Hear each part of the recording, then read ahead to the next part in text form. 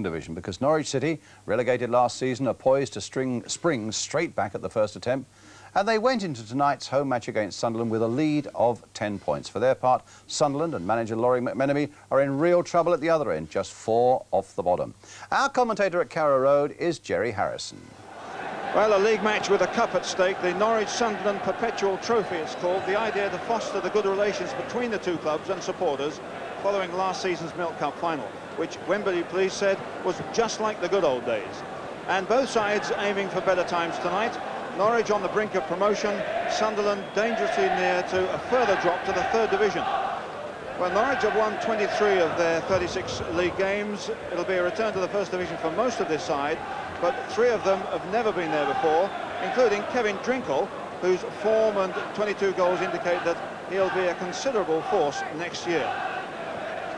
Sunderland's revival under Laurie McMenemy hasn't happened yet. A disastrous start of boardroom bickering and legal action certainly haven't helped.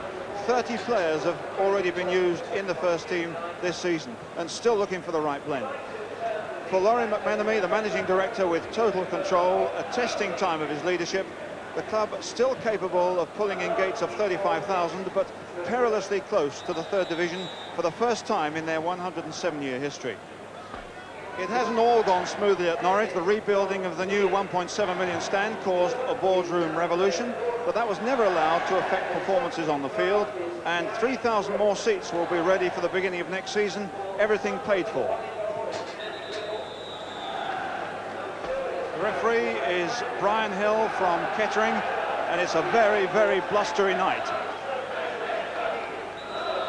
And it's Sunderland to kick off with the wind behind their backs, right down this pitch from right to left. Sunderland 1 win in the last 12 games, but they haven't won away from home for 5 months, and they've gone here for pretty well the most experienced lineup they can get. Norwich City 10 consecutive home wins, but a bit of a gamble here because they're without 2 midfield players, Mendham and Williams, who are both ill, and they've gone for 2 wingers. Andy Dibble with the advantage of this considerable wind. Offside.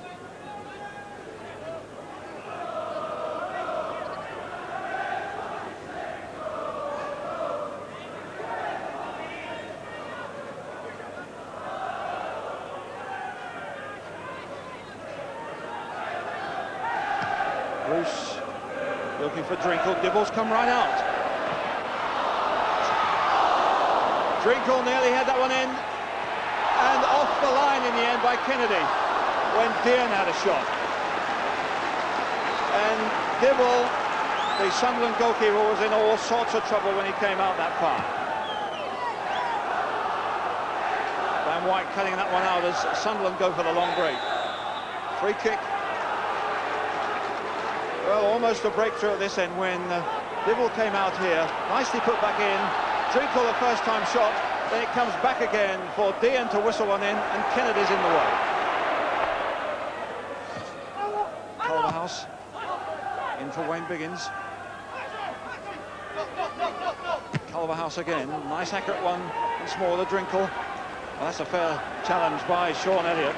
Real power there. Doing a good job at the back. Kennedy.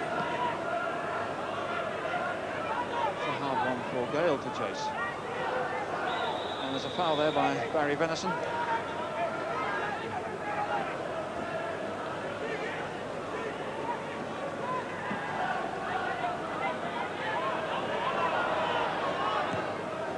Watson, a nice ball to Gordon. Gordon coming in for a move and over the top, but it worked well. And that was the quickest possible transfer of the ball from the back to the wing. A quick return and a shy at least, but well over the top. It's a great ball from Dave Watson. Nice return from Wayne Biggins, and a bouncing ball hit over the top.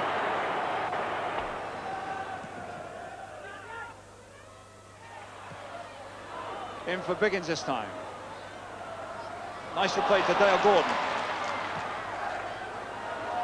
In goes Drinkle. Good leap. Under pressure, but no power on it and no danger.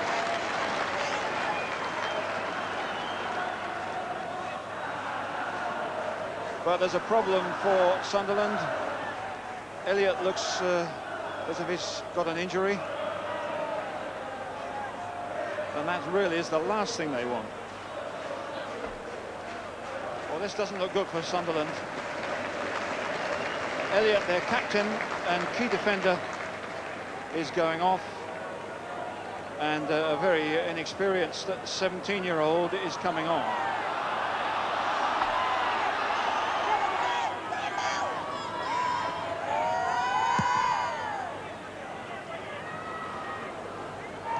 Bruce finding it's only Ford. Dale White has got forward for the substitute. There's a lot of players in there. White turning and shooting. And not a bad effort. His first touch in a difficult circumstance. It shows he's obviously got a bit of talent and poise.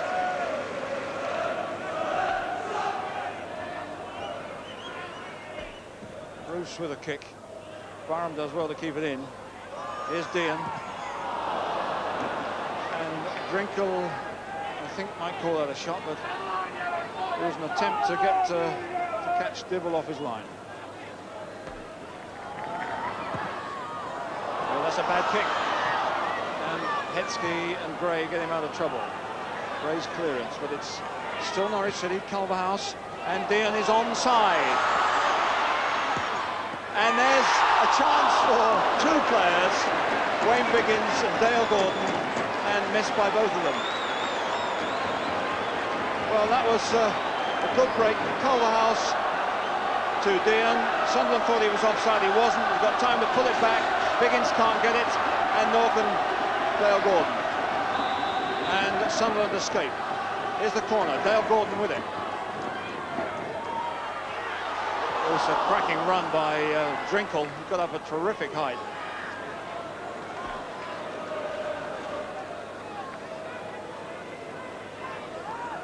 Tony Ford still in a bit of trouble. Gale won that. Away goes Gale with White. Ford coming into the middle. Still Howard Gale. Tony Ford gets up. Wallace, oh, great effort and a good save. That was a fine volley by Ian Wallace. Well, they won the ball in the air, Grimsby, Tony Ford, and it comes back to Wallace. Not an easy one at all. Swings at it, and it's a great save by Chris Woods. Van Wyk through here for John Dean. Phelan gets through the middle. It's Gordon against Venison. Biggins flicks on, away by Kennedy. Bruce gets in there hard, but it's an infringement against Ian Wallace.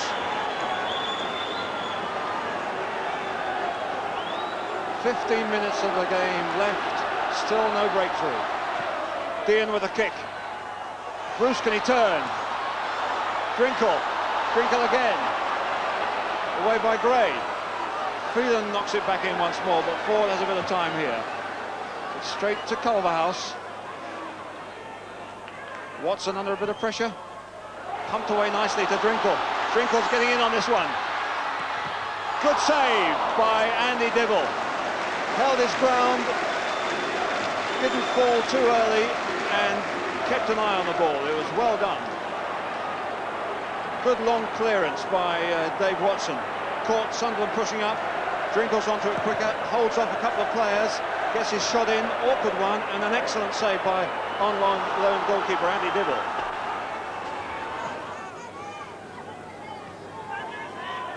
Gates to Proctor.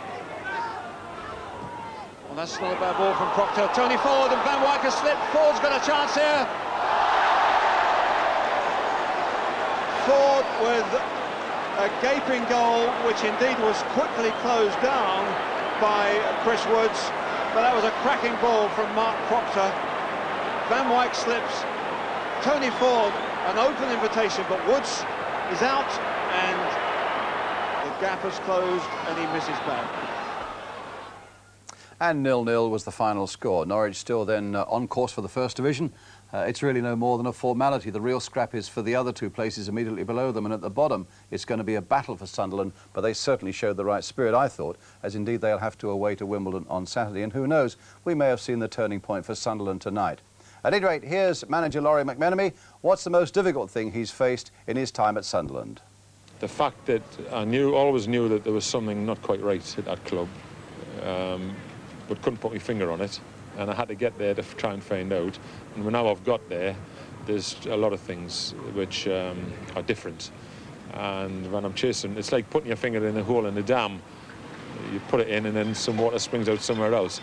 It's not just about football at a big club like this, it's about politics as well. And it is part of the community. It's like a Lowry painting.